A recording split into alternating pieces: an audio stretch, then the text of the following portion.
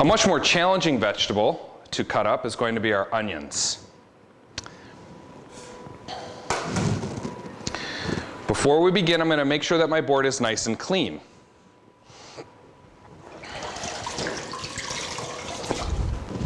Have my sanitation rag, make sure I wipe down my board so I don't have any slippery surfaces that are going to cause me to move around.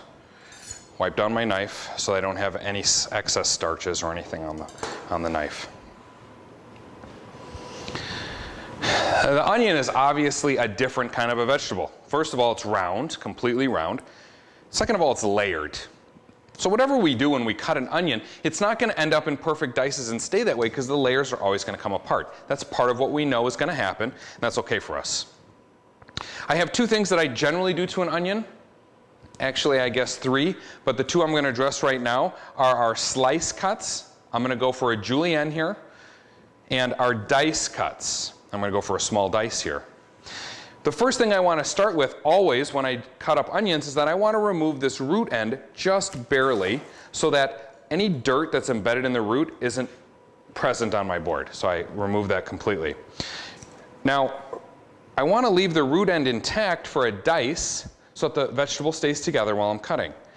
For this manner, I'm going to cut off one end and then I'm going to cut through the onion directly in half, right through pole to pole. That allows me to easily peel my onion.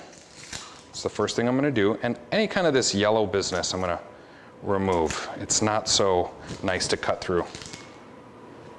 Easily peel the onion here. And then I'm going to take my compost bin, make sure everything's put away in the compost bin. Okay, now I have two halves of onions here. As we begin, we have our peeled onions and we need to make first a julienne cut. Remember, I've cut off one end here and I've left the root end intact. For a julienne, I don't need the root end, so I'll lose that into my compost bin. I always cut the julienne cut for an onion from pole to pole or longitudinally.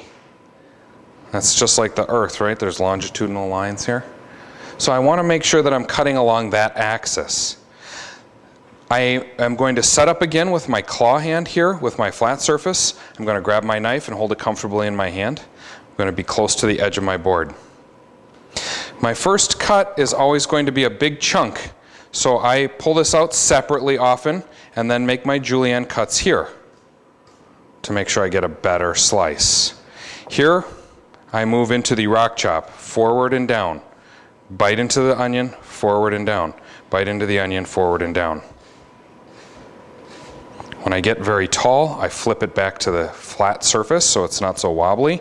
I have that same problem on this side, so I cut off a little chunk, do my rock chop here, and then if the onion's too tall, I can also do a slice.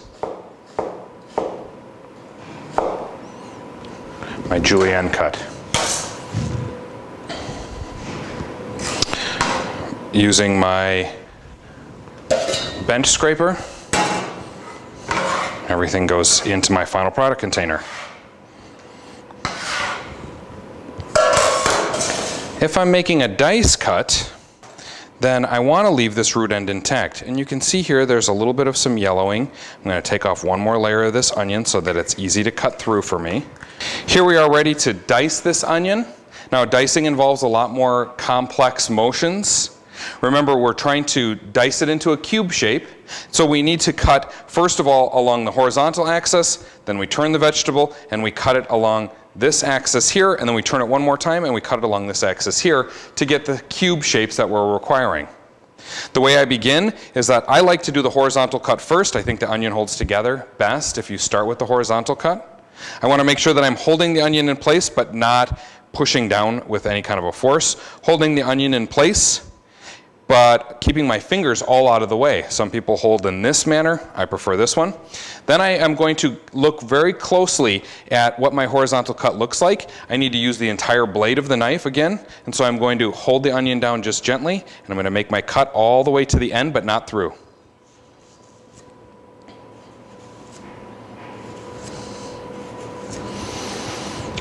Make my turn here, and now I'm going to set up my claw. And I'm going to make my 1/4 inch cuts here, not all the way through. The onion holds together. Make my last turn here. can come with my rock chop at the beginning. Same size cuts. If it's too tall, I can change to a slice motion. And then I leave the butt end, where the onion was remaining intact, I leave this for stock or that sort of application. All of my onions can go into my final product container here. As I set up for my next project. Now, between any kind of onion project I work on, I'm certainly going to clean my knife, wipe down my board, being certain that I don't leave any onion juices. If I've done a lot of onions, I would probably start with a clean board completely, taking this to the dish pit and beginning again.